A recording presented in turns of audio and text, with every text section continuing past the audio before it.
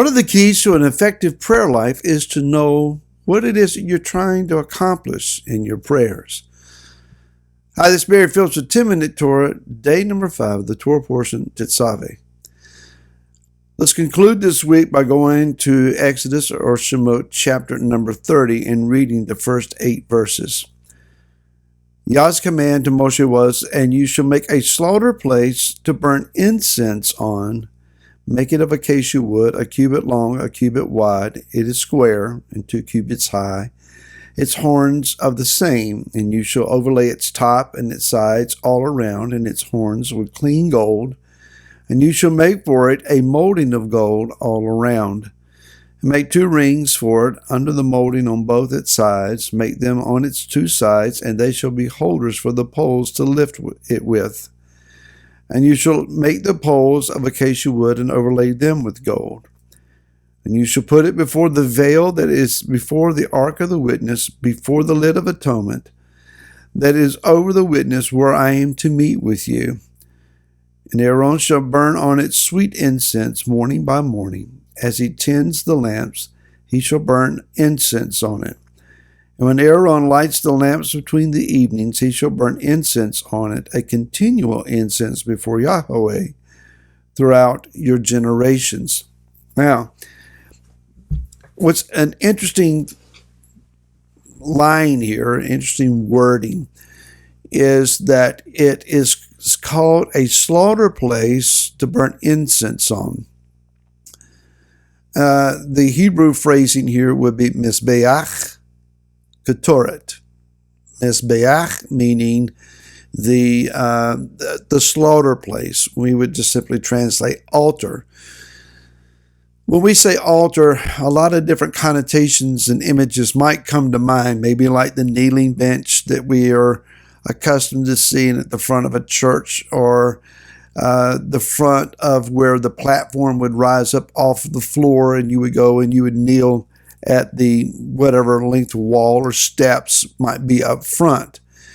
And so we have this imagery of our Christianity days of everybody come down to the front, or if you're seeking for Yah to do something in your life, you need to come down to the altar type thing. Or on the opposite extreme of that, we would think of maybe the brazen altar in the courtyard where animal flesh is laid on and the smoke comes up before Yah. This altar in particular is about 18 inches square, and it's roughly 3 feet tall.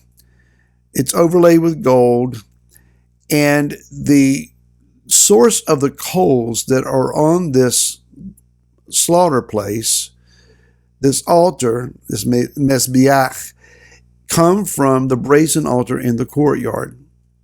They are sourced there, they're brought in, and then there is a very particular formula of the incense, and has to be made a certain way with certain ingredients, the ketoret.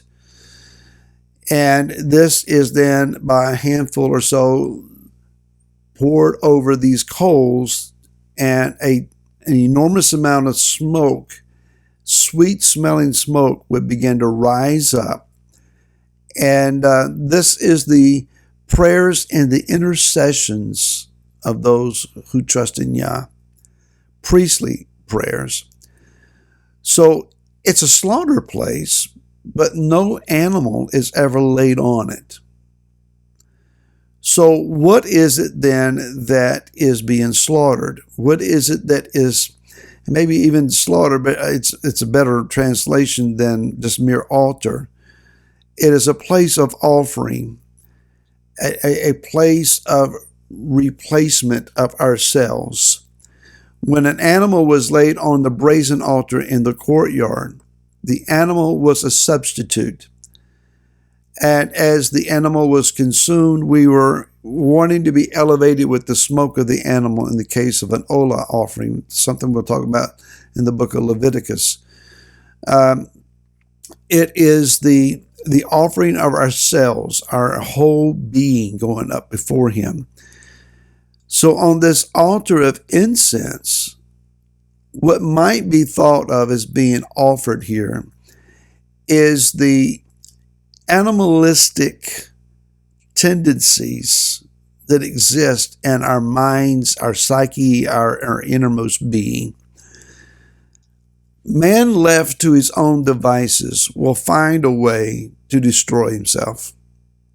That's just human nature. It's rare that someone who is born and becomes just a good person without any understanding of morality from Scripture, no boundaries established by Scripture, no calls for righteousness, no seeking of redemption of themselves.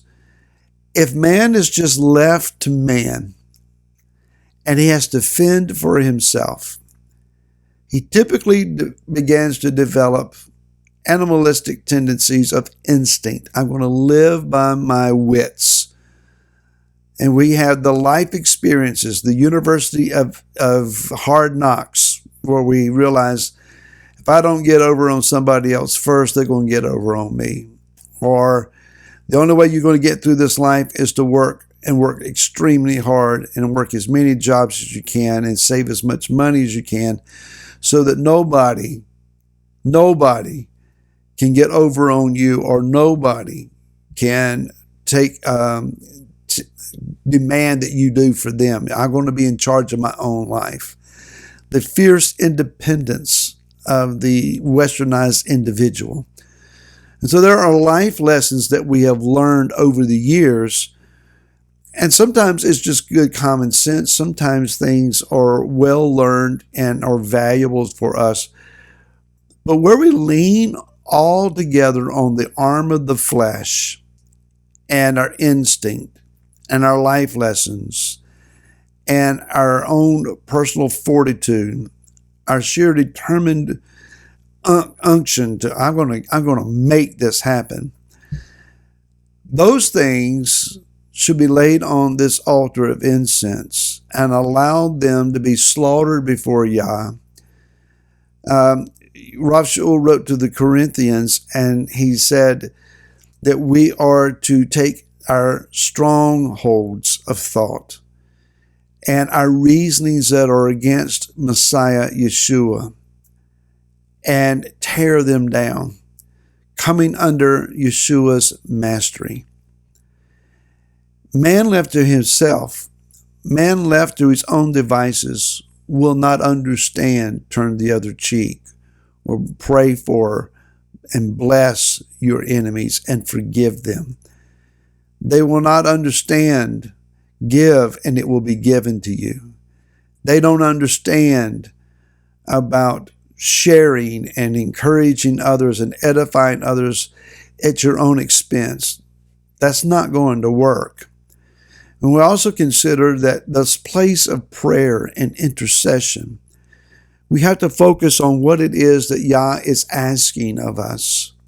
If we're going to be successful in prayer, we need to know what it is then that we're looking for. Are we just looking for favor and blessing and a better lifestyle and more comfort and more convenience and more ease?